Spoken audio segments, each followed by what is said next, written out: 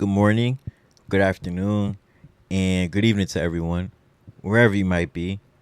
My name is Greg Coleman, and I want to thank you all for joining me in such a historic moment today, as this is the inaugural episode of the Casual Takes podcast. Very happy to be here, very blessed to be here, and you never know. From 10 years from now, you might be asking yourself, where was I on the inaugural episode of the Casual Takes podcast? So we're gonna have fun with this, and I want to interact with y'all as much as possible. But before we get into the nitty gritty of anything, I do want to give y'all a little background about who I am and also why I wanted to do a podcast as well too. So, 23, I'm a fresh graduate out of Kutztown University with my bachelor's in communications, class of 2025. And you're probably wondering why I decided to launch my own podcast. Well, it's actually kind of quite simple, as I love talking ball. And so I thought to myself, why not do a podcast about it? And so Casual Takes kind of comes from our media landscape nowadays, as this podcast is for both the casual fan and the avid fan as well too. And so when I say casual fan, I'm talking about in the sports media world, as you have a casual is somebody that isn't super knowledgeable within the game, but you have your talking head as well too, which kind of says things for to get a reaction out of the average listener, and are mostly only paying attention to highlights and clips. And then you have your avid fan as well too within the media world, which I like to call a media expert, which kind of gives a more in-depth breakdown and or analysis of what's going on within the game. I feel like I fall in the middle of that, as I feel like I'm both the casual and the avid fan as well too. But do not get it twisted whatsoever at all, as my bag does run deep in the ball knowledge game. And so I feel like I fall in the middle of that for that said reason. And so casual, I like to use the word casual in terms of just me being a chill guy. And so I hope this podcast can transcend my vibe into yours as well too.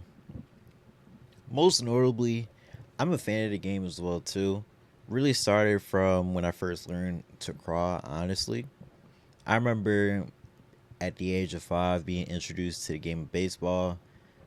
I think that for to my grandpa, going to Monterey Playground and learning how to play the game from there. This extended outwards up from the age of 5, as I mentioned, all the way up to high school. As I'm gonna say high school for the said reason that I would like to call myself a three-tool player. I was great in the outfield as a center fielder. I had a very decent arm as well too, and I would like to say like I was one of the fastest players on the team as well too. And we can check that as well too, but that's kind of why I call myself a three-tool player. When it comes to basketball, I wouldn't say I was the best hooper. I'm not even gonna say I'm a good hooper as well too, as I love the hoop, but it just never clicked for me. And then you have football as well too. Love football, love recess football as a kid. But the biggest takeaway for me in recess football is that I was probably good for like 3 or 4 go routes a game, maybe. And so that's kind of why I'm behind the mic now. Not to say anything negative, as I do want to insert myself as a sports media head, and I hope I can manifest that within this podcast as well too. But I also want to have fun with this, as you have fun with any game. As I mentioned with my grandpa, kind of bringing me into the game of baseball, introduced me to the game of baseball. My father and my grandfather introduced me to what being a Philly sports fan as well was too. As I'm a huge Philly sports fan, that's kind of going to be the theme of this podcast alone. As you're going to be seeing a lot of Eagles content, Sixers content, Phillies content, etc. But as I said, my ball knowledge does extend pretty deep, and that bag is pretty deep. And so I might bounce around within the league as well too, as I love to just talk about sports. I love to yap, just constantly on and on and on and on about what's going on in the sports world, and so that's going to be a big factor of what you see on this podcast alone. We're gonna have a lot of fun with this podcast. We're gonna have a lot of fun. I want y'all to have fun with it as well too. I want to interact with y'all as much as I can within this podcast. And as Sam Hinkie said, trust the process. Enough about me. Let's get into what we want to talk about for today, which is the start of the Eagles season, as we have a very important season coming up in just a few days. With the new season, you have new goals and new expectations, things of that nature. As last season is not the same as this season, let's just make that clear. The standard of this season is that we're in a new season and we have new goals and new expectations. As you will see that from not only me saying that, but from the team as well saying it as well too. I remember I remember going into Super Bowl 52. After we won Super Bowl 52, the following season the Eagles did look shaky at a record of 9-7 and ended up getting bounced in the divisional round by the New Orleans Saints. I remember from that season as we barely got into the playoffs. We barely beat the Bears as well too in the wild card round, as if you remember from the infamous double doink. And so my biggest takeaway from losing that divisional round to the Saints off of Alshon Jeffrey drop, I will say, is that we did fall victim to a Super Bowl hangover. I mean, it's the truth. And so I think with winning Super Bowl 59, I think the biggest thing with this Eagles team is that they don't want to fall victim to a Super Bowl hangover as well too, which is why I think the standard is that, last year does not matter whatsoever at all. Even though we had a great season in Saquon Barkley, 2,000 yards, Jalen Hurts finally shutting up some doubters within his game, and then also having the best defense in the league last year. But I did mention last year, and we're talking about this year. And so going into this season, I feel like the NFC East is the Eagles to lose, personally speaking. Since 2003, there hasn't been a repeat in the division in the NFC East. I expect that to change this year, and I don't even think it's going to be close, personally speaking. First, you have the Eagles winning the division, but then you have to look at who else is going to be falling in line with us in our division. First, I want to start off the New York Giants, who, before I get into anything, I just want to shout out my New York Giants friends because y'all are going to like what I have to say about y'all. New York Giants, I think, are going to shock a lot of people this year. I think that with Malik Neighbors finally having a quarterback to catch passes from, a competent quarterback to catch passes from in Russell Wilson, but also having a pretty deep quarterback room with Jackson Dart and Jameis Winston, potentially maybe getting a couple snaps this year as well too. I expect the standard for the Giants, from what I know of them at least, to change a little bit this year. And so I expect the Giants maybe to sneak into the playoffs, but most notably finish second in the division. Additionally, I do think with Abdul Carter, who I think will be a future Eagle. Obviously, I think he will win Defensive Rookie of the Year quite easily. I think he will have a really good debut season as an edge rusher. And I think that will translate to, as I said, the Giants shocking a lot of people in terms of how they play this year. Then we move to who's going to finish third in the division. I have the Washington Commanders finishing third in the division. Why? I think the Commanders peaked last year, all the way to an NFC Championship berth. If you look at some of the games that the Commanders were fighting in last year, they did win a lot of the games by a close score. So you could debate that maybe they shouldn't have made it to the playoffs, but I'm not going to discredit how great of a season the Commanders had last year and how great of a season, rookie season, that Jaden Daniels had, as I think he has a long future in this league. I think he has maybe an MVP or two within his future. But I do think he will have a sophomore slump this year. Most notably, CJ Stroud, who also had a sophomore slump. Last year, he had a sophomore slump. And so I think that Jaden Daniels is going to kind of continue that same tradition, which is really not a knock on the type of quarterback that Jaden Daniels is.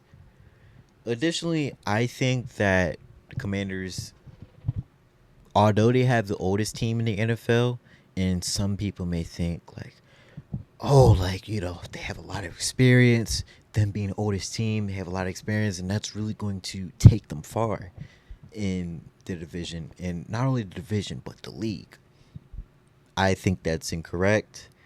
I don't. I think the Commanders being the oldest team in the NFL, I think that is going to catch up to them this year, and it's really going to show within a couple of games this year in terms of how you really need youth to kind of lead you to victory sometimes and kind of be your strongest point when it comes to being an NFL team in the modern era today.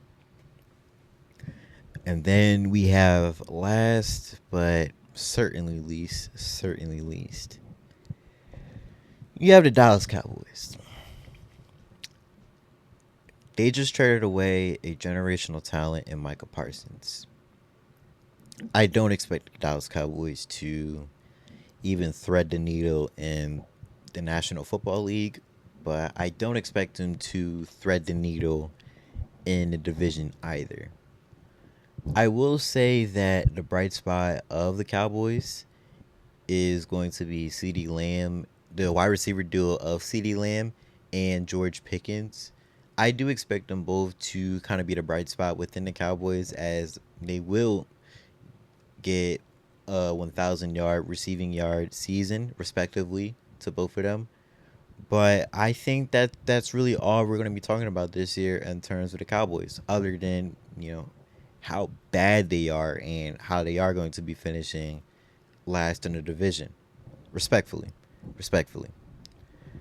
I want to thank Jerry Jones for, my reasoning for them finishing last in the division and maybe even being one of the worst teams in the NFC. But that is also saying a lot too. So for the sole purpose of this, I do think they will be finishing last in the division. Even though it is early within this season, I do expect the Rams, the Lions, and as I said, the Eagles to kind of be the standard of the NFC this year. The Lions and the Rams are on the Eagles' schedule this year, so expect to be a huge test between those three teams in terms of seeding, but also just implications for Super Bowl contenders as well too. As I think our schedule is quite loaded this year, and we do have a couple of tests on our schedule this year, such as the Kansas City Chiefs, the Rams, the Lions, and the Packers as well too, with the addition of Michael Parsons.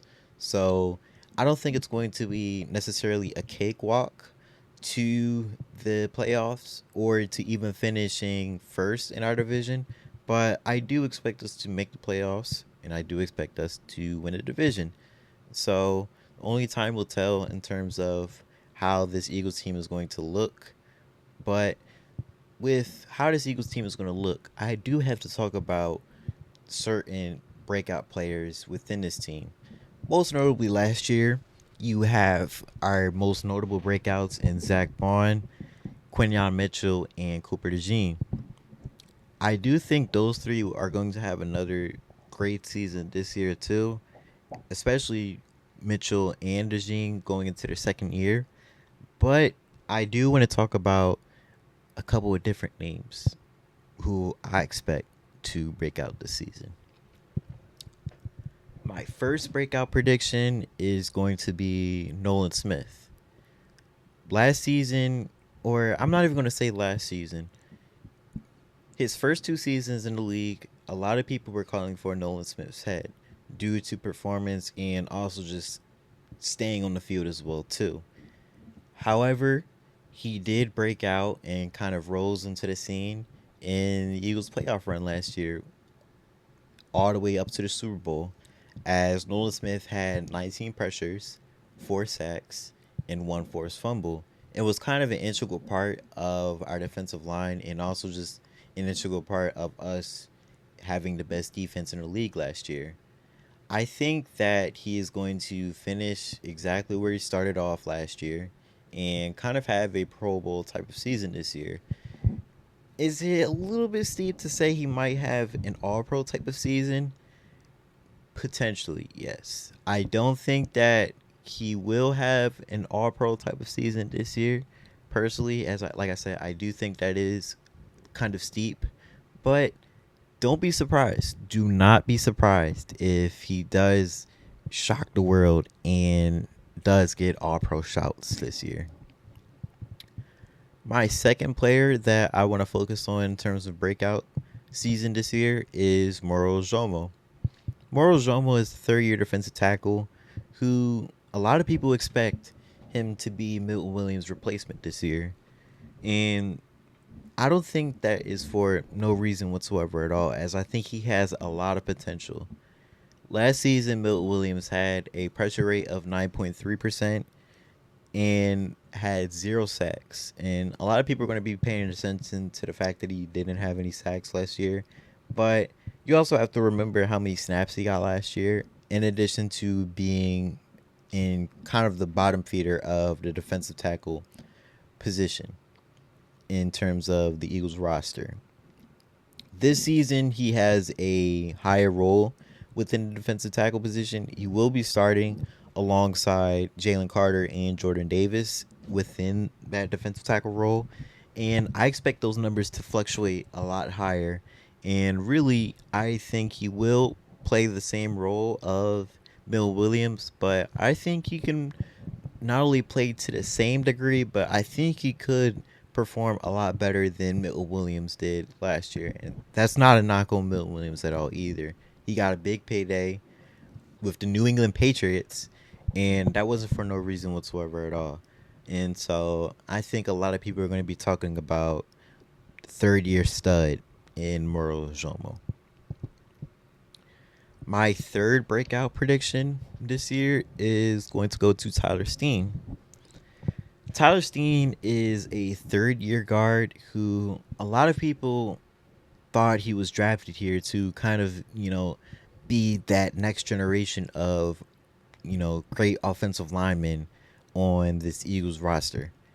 Last year, he lost his starting job, obviously, to Mekhi Becton, who was, clearly the obvious starting guard position and who was seen fit to be in that position. But that's not a knock on Tyler Steen either. I think he came into the league with a lot of high potential and really a high motor as well too. As I remember most notably in Week 9 of the 2023 season against the Cowboys. It was also around my birthday as well too, which is like kind of why I remember it. But I remember him having a high motor in that game, as that was a game he started in due to injury. And as I said, he had a high motor, and he most notably jumped on the football and a fumble scrum, which tells me that he has a lot of drive and he has a high work ethic, and he's somebody that wants to win as well too. And little things like jumping on the football is really speaks volumes to the kind of guys that you want in your locker room. And so under Jeff Stoutland, who is a terrific offensive line coach, I think that he has a high potential to kind of be the standard of how great the Eagles' offensive line is. Moving on, I want to talk about Jalen Hurts. I mean, everybody's talking about Jalen Hurts in terms of whether he can be elite, whether he can be elite. Is he a glorified running back? Is he just a puppet to the super team? And I'm here to say one thing about Jalen Hurts.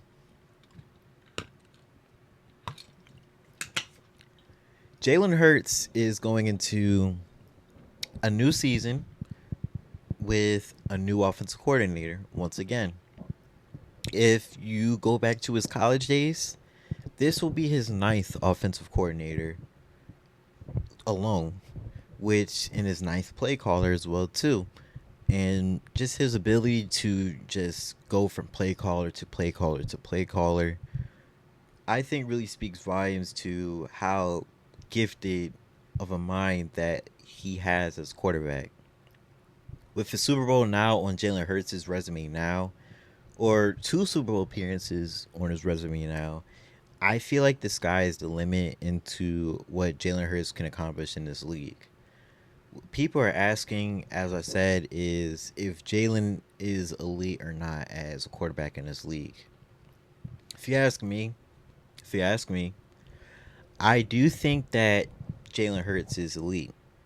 And I'm not just going to talk about what he can do as not only a passer but also as a rusher as well too. As you know, I can just go on and on and on about his ability as a dual threat quarterback. But for the sole purpose of some of you casuals out there, I'm going to be talking about just his ability as a pocket passer. And the numbers don't lie. Since 2022, Jalen Hurts has been first in completion percentage, third in passing yards, second in passer rating, and seventh in passing touchdowns. And it's always been the big slogan for Jalen Hurts, which is contribution over credit. Obviously, nobody really cares about stats and how they might look at the long run of things. A lot of people like to bring up Josh Allen, Justin Herbert, Lamar Jackson, Jared Goff, etc., etc., etc., and never seem to put Jalen Hurts in those conversations in terms of being an elite passer in this league. But as I said, the numbers don't lie. I think what is the biggest statistic for Jalen Hurts is that he's always stuffing the stat sheet in the win column. He generates wins. He's been generating wins as a quarterback since he was named starting quarterback in 2021. And point proven, he is a winner in this league. And so I expect that to transcend not only further within this season, but I think you're going to be seeing a lot of that with first game of the season, week 1, which I want to get into.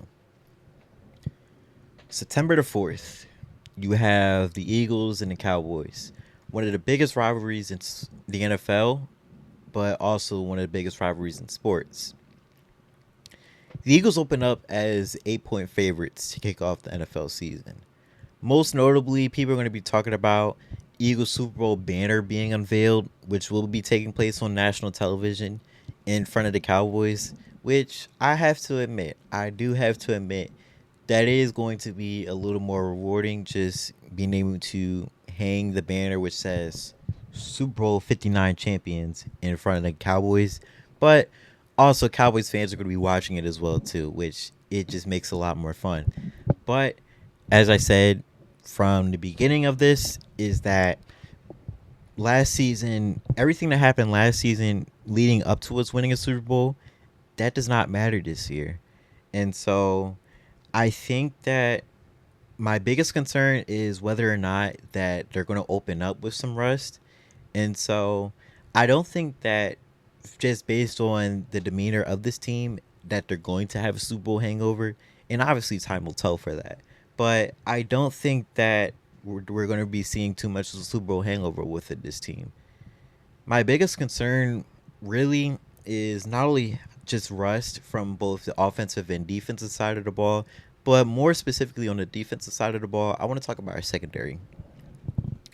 With our secondary, we lost Darius Slay and C.J. Gardner-Johnson, most notably. We also lost Isaiah Rodgers as well too. Can't forget about him.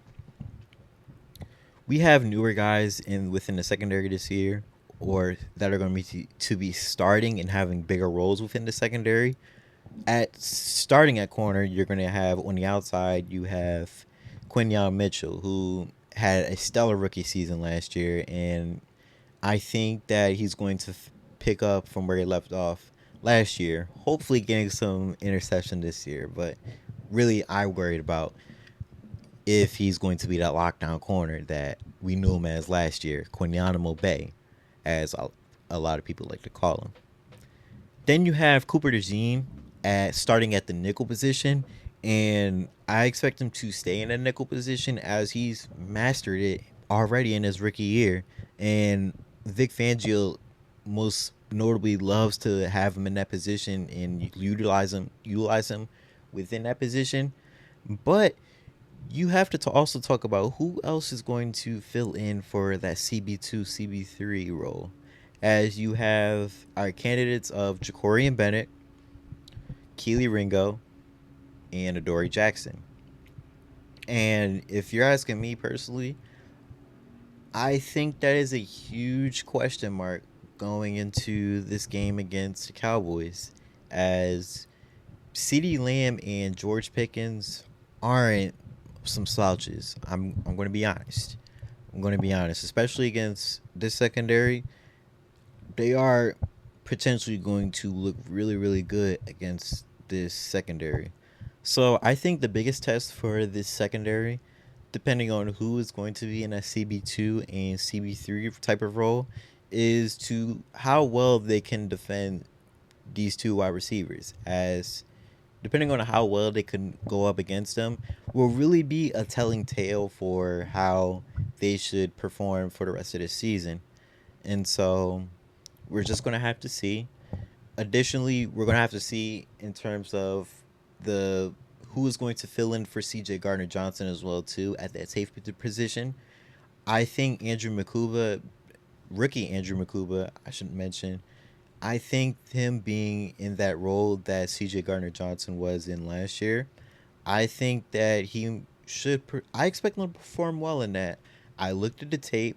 I saw how he performed in preseason as well too, and he looks like he has that dog in him as well too, and so I expect him to kind of break out. I didn't mention it in terms of breakout candidates for this year, but I think he might have a similar breakout season, similar to how Quinyon Mitchell and Cooper DeJean did as rookies as well too. As I think there's going to be a certain trend with that within this Eagles team as well too. Nonetheless, when looking at this season alone, I do expect the Eagles to go far. I expect us to kind of be in the 13, maybe even 15 win range. I don't think we're going to go undefeated. I think that's way too steep to ask. I don't even think we're going to be a 15, 16. We're going to be a 16 team, 16 win team this year as well too, as I think that is quite steep. And I think we have to kind of see how this season plays out before we start making bold of predictions as those. But my casual take for this game, say it with me. BTA. I don't think this game will be very close, to be honest. Even though that I do believe the Eagles are going to start off with a little bit of early season rust and, just first season yips, I don't think that this game will be. I think this game will be over before the fourth quarter, if I'm being honest. I think once the Eagles kind of get their foot in and kind of get a little bit more comfortable, they're going to kind of present themselves as such, as really why they are going to not only why they won a Super Bowl last year, but also why they are the standard of not only the NFC East but the NFC alone this year. If you made it to the end of this, give me some of your takes, and I'll respond in the next episode, which hopefully will be on the lookout for a reaction to a week one victory, as I guarantee that we will be winning week one against the Cowboys. And so hopefully the next time you'll see me on the next side, I will be reacting to our victory and kind of some of my biggest takeaways from the game as well too. But as I said, if you made it to the end, make sure to follow, like, and share. Make sure to tell a friend and tell a friend. And like I said, I'll see y'all next time.